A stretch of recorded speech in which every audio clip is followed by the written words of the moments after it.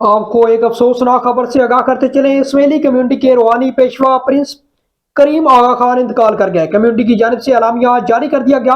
آپ کو ایک عام خبر سے آگاہ کرتے چلیں، اسماعیلی کمیونٹی کے روحانی پیشوا پرنس کریم آغا خان انتقال کر گئے ہیں۔ کمیونٹی کی جانب سے اعلامیہ جاری کر دیا گیا۔ اعلامیہ کے مطابق پرنس کریم آغا خان کا انتقال 4 فروری کو پرتگال کے دارالحکومت لزبن میں ہوا۔ ان کی عمر 88 برس تھی۔ انتقال کے وقت شاہ کریم کے اہل خانہ ان کے پاس موجود تھے۔ پرنس کریم آغا خان کے 3 بیٹے رحیم آغا خان، علی محمد آغا خان اور حسین آغا خان ہیں، جبکہ ایک بیٹی بھی ہے۔ پرنس کریم آغا خان کے انتقال پر دنیا بھر میں جماعت خانوں میں خصوصی دعائیں شروع کر دی گئی ہیں۔ نئے پیشوا کے اعلان تک اسماعیلی کمیونٹی کی آفیشیل ویب سائٹ پر درود کی تسبیح جاری رہے گی۔ پرنس کریم آغا خان کے 40ویں کے موقع پر مسلم روایات کے تحت خصوصی دعائیں مانگی جائیں گی۔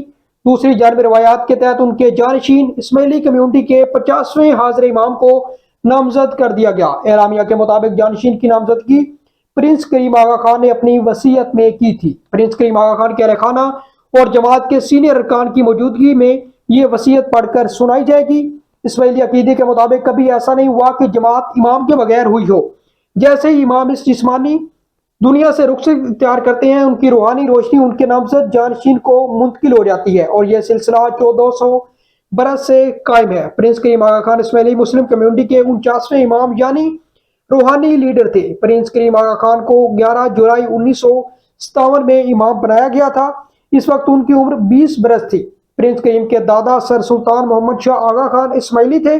پرنس کریم آغا خان نے اپنی زندگی پسماندہ طبقات کی زندگیوں میں بہتری میں صرف کی۔ وہ اس بات پر زور دیتے رہے کہ اسلام ایک دوسرے سے ہمدردی، برداشت اور انسانی عظمت کا مذہب ہے۔ پرنس کریم نے پاکستان کی ترقی کے لیے مثالی خدمات انجام دی۔ مثالی خدمات پر پرنس کریم آغا خان کو نشان پاکستان اور نشان امتیاز سے نوازا گیا تھا۔